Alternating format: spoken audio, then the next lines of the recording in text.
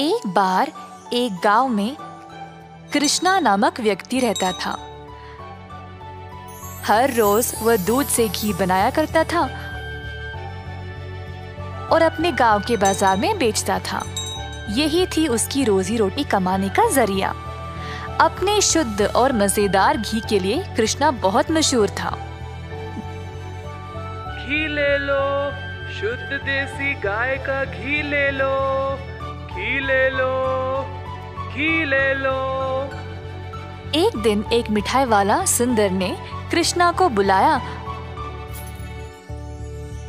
और 1 किलो घी के लिए मांगा। कृष्णा गया उसके पास। कृष्णा भाई, मुझे 1 किलो घी चाहिए।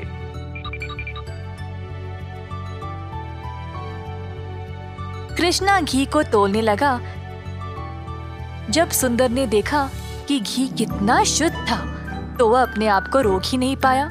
सुंदर ने और घी लेने का निर्णय लिया। रुको कृष्णा, मुझे तुम 1 नहीं 2 किलो घी दे देना। पता नहीं बाद में बचेगा या नहीं। तुम्हारा घी सबसे शुद्ध है और मुझे स्वादिष्ट मिठाई बनाने में मदद करता है। ओ बढ़िया जी, धन्यवाद सुंदर साहब। ये लो आपके 2 किलो घी। सुंदर ने खुशी से घी लिया और फिर दोनों अपने अपने रास्ते चले गए। जैसे कृष्णा चलता गया, गांव के लोग उसको एक एक करके घी खरीदने बुला रहे थे। दोपहर तक सारी घी बिक चुकी थी क्योंकि वो घी था ही इतना स्वादिष्ट।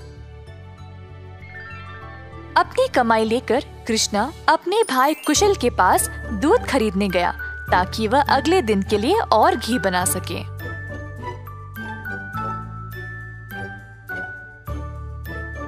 हर रोज कुशल देखता था कि उसका भाई बहुत घी बेचकर अच्छा पैसा कमा रहा था और उसका कारोबार दिन पे दिन और भी ज्यादा बढ़ने लगा। भाई, मुझे 5 लीटर दूध चाहिए घी बनाने के लिए। ओह, अभी तो मेरे पास नहीं है 5 लीटर। क्यों ना तुम शाम को आ जाओ, मैं तुम्हारे लिए बाजू में रखूंगा। कृष्णा के निकलने के बाद कुशल की पत्नी उसके लिए पानी लेके आई। देखा कमला, कृष्णा की तो किस्मत ही बदल रही है। दोपहर में ही इसने सारी घी बेच डाली और दूध के लिए वापस आया था।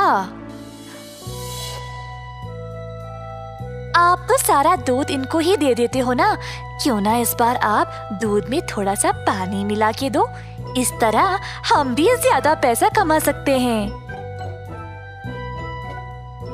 कुशल ने अपनी पत्नी की बात मान ली और शाम को जब वह गाय से दूध निकालने गया तो उसने दूध में पानी डालकर कृष्णा के लिए बाजू में रखा। अब कुशल रोज यही करने लगा। धीरे धीरे वह पानी की मात्रा और भी बढ़ाने लगा। अब कृष्णा इस बात से अनजान समझ नहीं पाया कि उसकी घी की शुद्धता दिन पे दिन कम क्यों होती जा रही। इस वजह से उसके बहुत सारे ग्राहक भी कम होते गए। अब कृष्णा दूध की गुणवत्ता को जांचना चाहता था तो उसने दही जमाया। जब दही जमा तो उसने ऊपर इतना सारा पानी देखा। शायद गाय की सेहत ठीक नहीं है, इसीलिए अच्छा दूध नहीं दे रही होगी। मैं कुशल को ये बात बोलता हूँ। जब कृष्णा कुशल के घर गया तो उसने अपने भाई और उसकी पत्नी को दूध में पानी मिलाते हुए देख लिया। अब उसको समझ आ गया कि उसकी घी की शुद्धता इतनी कम क्यों हो गई थी। ना जानते हुए कि वह क्या करे और बिना कुछ कहे कृष्णा वहां से निराश होकर चला गया। अब कृष्णा ने अपनी कमाई से 2 गाय खरीदे और खुद दूध निकालना शुरू किया। अब फिर से कृष्णा अच्छी वाली शुद्ध घी बनाने लगा। कृष्णा ने अपनी एक छोटी सी दुकान खोल ली जहाँ पे वो शुद्ध देसी घी बेचने लगा। उसी समय सुंदर उसके पास आया और बोला, हाय कृष्णा, पिछले कुछ दिनों से घी कुछ ठीक नहीं है। मेरे मिठाइयों के लिए अच्छे ग्राहक थे, केवल आपकी शुद्ध घी की वजह से। उम्मीद है अब आप अच्छा घी बना रहे हो। मैं चाहता हूँ कि मेरे ग्राहक वापस आ जाए। आप ये 2 गाय देख रहे हो, ये मैंने ही लाए हैं अब खुद दूध निकालने। अब से मैं ही दूध निकाल रहा हूँ, तो आज से घी भी सबसे बढ़िया मिलेगी। जैसे दिन बीतते गए, अब कृष्णा से और लोग घी खरीदने लगे। कुछ ही दिनों में कृष्णा ने और गाय खरीदे। उसने कुछ नौकरों को अपनी दुकान पर काम पे भी लगाया, हाथ बटाने के लिए। अंततः कृष्णा काफी अमीर बन गया और ईमानदारी से अपना कारोबार चला रहा था। इसी दौरान कुशल, जिसने अपने ही भाई की प्रतिष्ठा को बर्बाद करने की कोशिश की, गांव में अपने मिलावटी दूध के लिए पकड़ा गया। अब कुशल दूध भी नहीं बेच पाया और जल्द नुकसान में पड़ गया। उसे समझ नहीं आया कि अब वह क्या करे। कुशल को अपनी गलती का एहसास हुआ और अपने भाई से माफी मांगने गया। उसने कृष्णा से भीख मांगी, माफी के लिए और नौकरी के लिए, ताकि वह अपने कर्जों को चुका सके। दयालु कृष्णा ने तुरंत अपने भाई को क्षमा कर दिया और गायों और कामगार की देखरेख के लिए काम दे दिया। इस कहानी से हम ये सीखते हैं कि दिल से माफी मांगने वाले को माफ कर देना चाहिए और हमेशा एक अच्छी प्रतिष्ठा रखनी चाहिए। जादुई कुआं।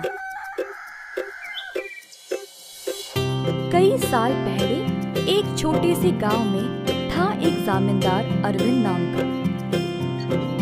वे बहुत अनुशासित थे। हर रोज सवेरे मुर्गे के कुकड़कू बोलते समय ही जाग जाते थे।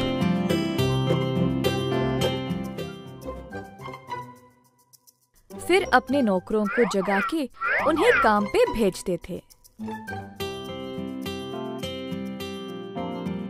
चंद्रा और सूरी नामक 2 मुलाजिम जमींदार के लिए काम पे नए नए आए हुए थे, परंतु वे दोनों काफी आलसी थे और सवेरे उठ के खेत में जाना उनके लिए बहुत कठिन लग रहा था। दोनों एक कुएं के पास सोते थे।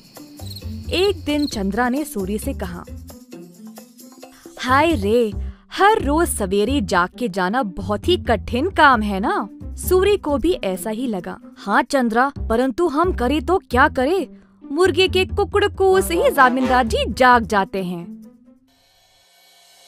अरविंद जी ने इन दोनों का व्यवहार ध्यान से और चुपचाप से जांचा। आखिरकार उन्होंने एक दिन उन दोनों को सबक सिखाना चाहा। एक दिन जब दोनों सो रहे थे, कुएं के अंदर से आवाज आई, सूरी, कितनी देर और सोओगे?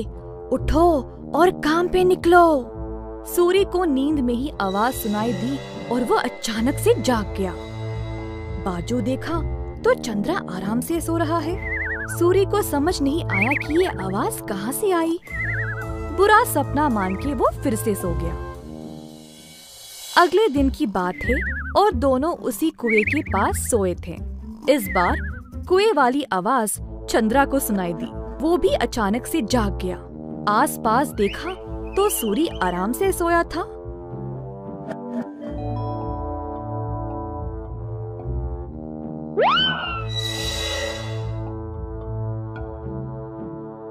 कोई बुरा सपना था शायद, ऐसा सोचकर वो भी फिर से सो गया। अगले दिन जब वे दोनों फिर से वहीं पे सो रहे थे, अचानक से एक खतरनाक आवाज सुनाई दी। दोनों एक साथ जागे और डर गए, एक दूसरे को देखने लगे। भाई सूरी, आपको भी सुनाई दिया क्या? हाँ चंद्रा, मैं बहुत डर गया और ये कोई बुरा सपना भी नहीं है। ये भयानक आवाज इस कुएं से आ रही। मैं काम पे निकल रहा हूँ, तुम्हें आना तो आओ। रुको रुको, मैं भी आऊंगा। उस दिन दोनों ने बहुत मेहनत से खेत में काम किया और दोपहर में भोजन के समय जमींदार जी के पास आए। खाना खाते समय दोनों की शक्ल पे सिर्फ परेशानी लिखी हुई थी। जमींदार जी ने पूछा कि हुआ क्या। चंद्रा और सूरी ने सारी घटना सुनाई। ये सुनकर जमींदार जोर जोर से हंसने लगे। सुनो तुम दोनों, वो कोई भूत या बुरा सपना नहीं था। मैंने देखा कि तुम दोनों कुछ ज्यादा ही आलसी थे, इसीलिए तुमको सबक देना चाहा। कुएं के पास वो मैं ही था जो आवाजें निकाल रहा था। अब आई समझ।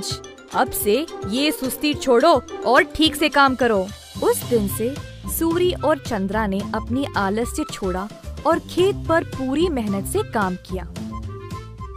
अच्छे से अपनी रोजी रोटी कमाई और खुशी से जीवन बिताया। एक बार गोपी नामक एक किसान रहता था।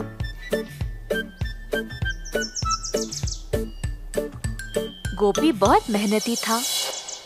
सब लोग उसको पसंद करते थे और उसके साथ अच्छा व्यवहार करते थे।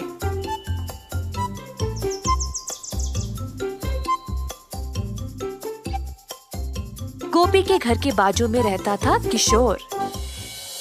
किशोर चाहता था कि गोपी से ज्यादा अच्छा नाम उसका हो जाए और इसके लिए उसने बहुत कोशिश की, परंतु उसको ऐसा मौका कभी नहीं मिला। एक दिन किशोर दूध बेचने के बाद अपने घर वापस आया। बाहर सीढ़ियों पर बैठा था जब उसने पेड़ पर एक आम को लटकते हुए देखा।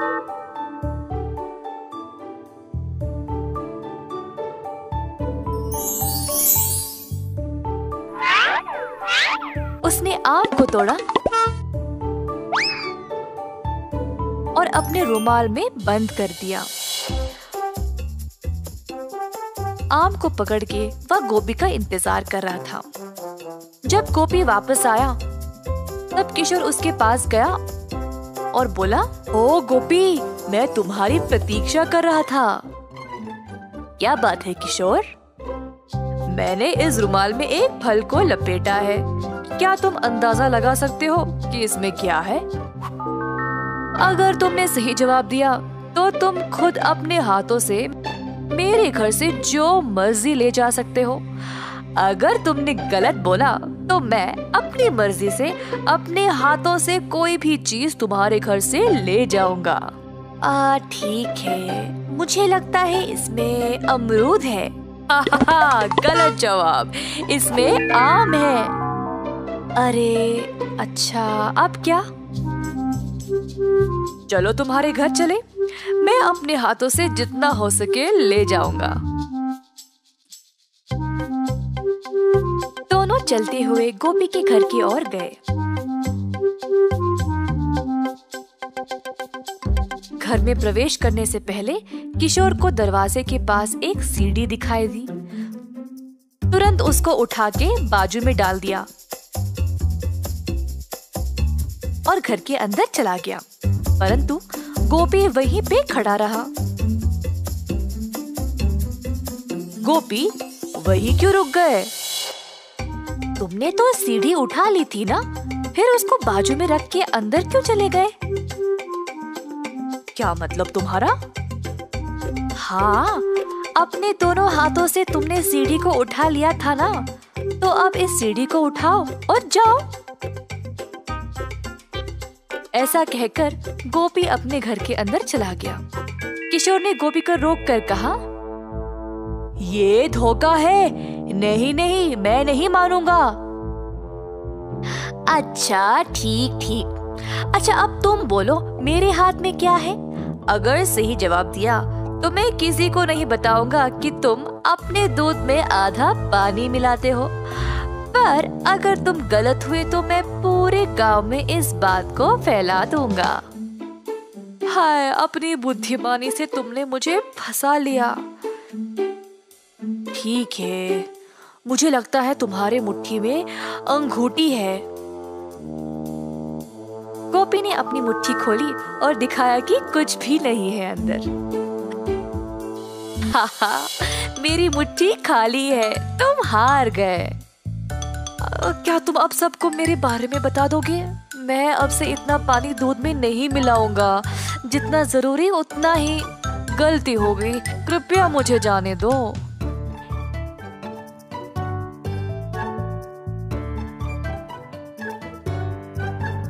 इस कहानी से हम ये सीखते हैं कि आत्म अनुशासन के बिना सफलता असंभव है। बंदर मामा। एक दिन बंदर मामा गहरी नींद में सोया था जब एक मीठी सुगंध ने उसे जगाया।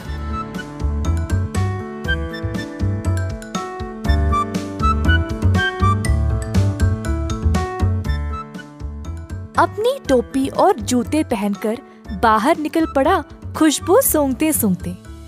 बंदर मामा ने देखा कि ये सुगंध एक मिठाई की दुकान से आ रही थी।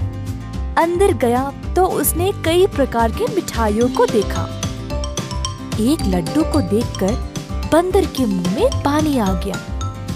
जैसे ही बंदर लड्डू को उठाने गया, दुकान की मालकिन भालू ने बंदर का हाथ पकड़ के रोक दिया। बंदर भालू की ओर देखकर डर गया, तुरंत पीछे मुड़कर रोते रोते घर वापस भाग गया। टोपी और जूते को निकाल फेंक के निराश बैठा रहा कि मिठाई खाने को नहीं मिली। भालू काफी आलसी थी। जब उसने देखा कि बंदर उसकी मिठाइयों की सुगंध को सूंघ कर आया, उसके दिमाग में एक विचार आया। भालू अपने दुकान में मिठाई संवारने के लिए बहुत आलसी थी, तो उसने सोचा कि वह सारे जानवरों को मिठाई की सुगंध से आकर्षित करके उन सब से सारा काम करवाएगी। अगले दिन भालू जानबूझ के मिठाई हाथ में लिए सड़क पर चलने लगी। मिठाइयों की सुगंध से सब जानवरों को आकर्षित करे, यही थी उसकी योजना।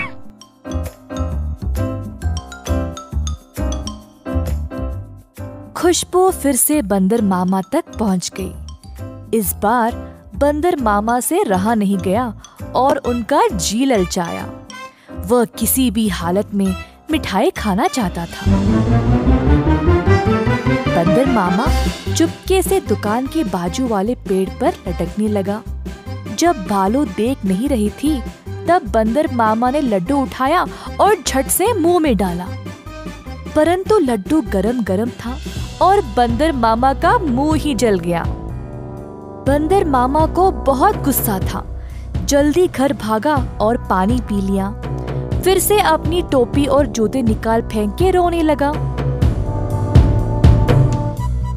एक छोटा चूहा खिड़की से अंदर आकर बंदर मामा से पूछा कि हुआ क्या। बंदर ने सारी घटना चूहे को सुनाई। चूहे ने बोला कि उसके साथ भी ऐसा ही कुछ हुआ था। हमारे साथ भी कुछ ऐसा ही हुआ था। हमें भी वो मिठाई चखनी है। मेरे पास एक योजना है, लेकिन कुछ दोस्तों की मदद की आवश्यकता होगी। चूहा जल्दी से गया और कुछ दोस्तों को लेकर बंदर मामा के घर वापस आया। चूहे की योजना के अनुसार सारे जानवर दुकान के खुलने से पहले ही वहां पहुंच गए। दुकान के पीछे के रास्ते से एक सुराख बनाया और अंदर घुस गए।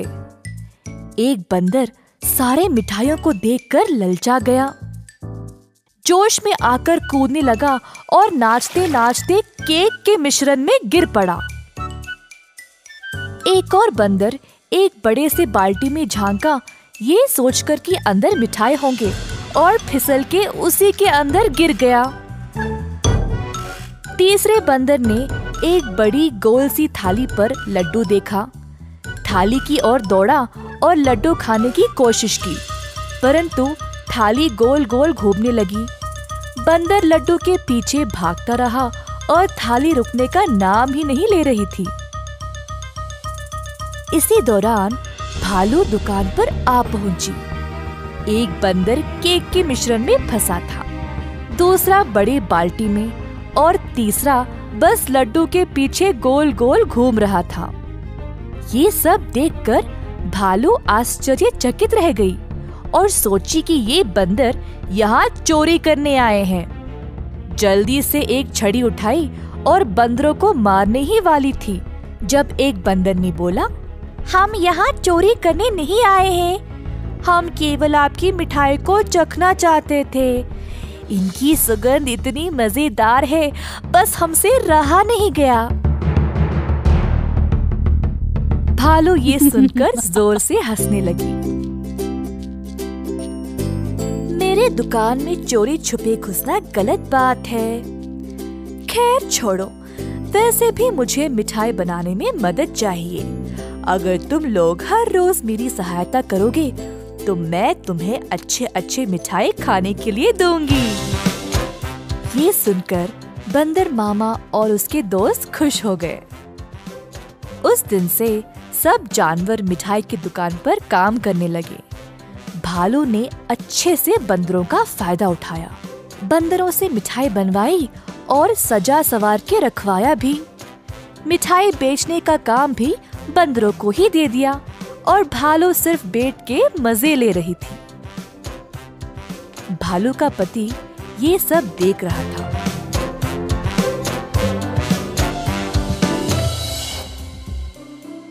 तुम तो रोज इतना काम करती हो, परंतु आज आराम से बैठकर मिठाई खा रही हो।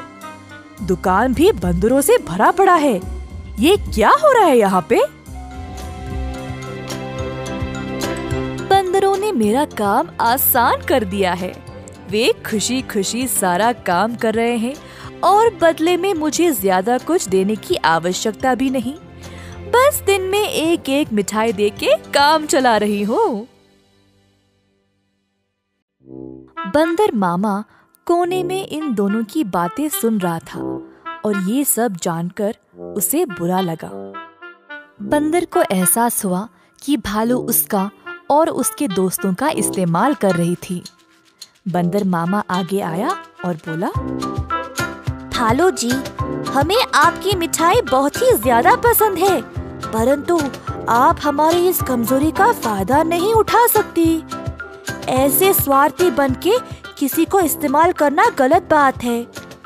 आपको दिखता नहीं हम सब यहाँ कितना मेहनत कर रहे हैं। अंत में भालू को अपनी गलती का एहसास हुआ और सुधार लाना चाहा। उस दिन से भालू और उसका पति दोनों दुकान पर जाकर बंदरों का हाथ बटाने लगे और सही पगार भी देने लगे। बंदर मामा खुश था कि भालू ने उसकी बात मानी और अपने व्यवहार को बदल डाला।